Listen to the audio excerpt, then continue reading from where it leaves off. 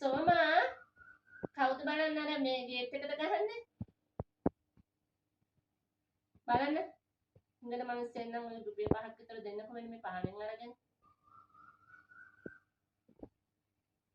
හරි කරදරයක් වප්පා උදේ ඉඳලා හැන්ද වෙනකම් ගහනවා ඉවරයක් නෑ මේ.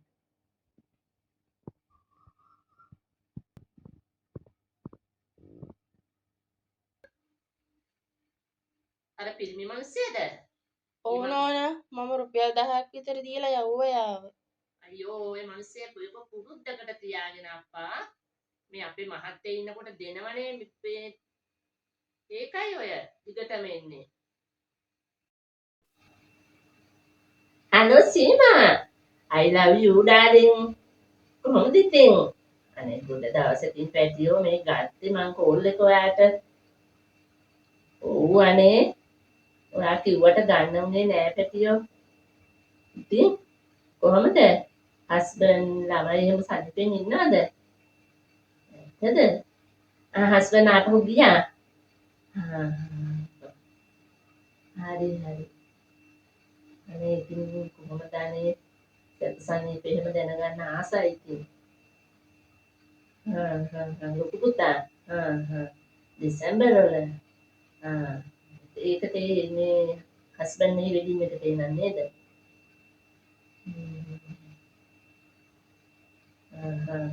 සතුටුයි යන්නේ විස්තර අහනකොට.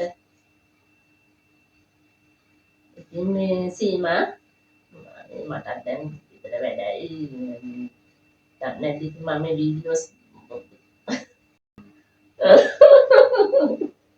ඔව් අනේ ඉතින් දන්නේතර නිකන් ඉන්නකොට ඉතින් මේක පටන් ගත්තොත් YouTube එකට නම් දැන් ගොඩක් කලින් ඉඳලා දානවනේ වීඩියෝස් ඉතින් දැන් මෙන්න මේ එකට දාන්න අරන් මගේ ටීචර්ත් නැති වෙලාම ආර වැඩි මං වෙලා තින්නේ.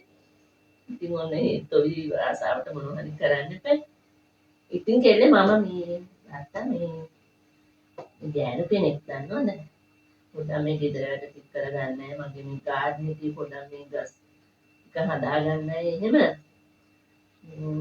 ඉතින් කන්න බොන්න ඉන්නේ ඉතින් ඔක්කොම දීලා මම ගෙදර නතර කරගෙන තමයි මේ ඉන්නේ හිටින දීලා මේ රුපියල් 40000ක් දෙනවා ඉතින්.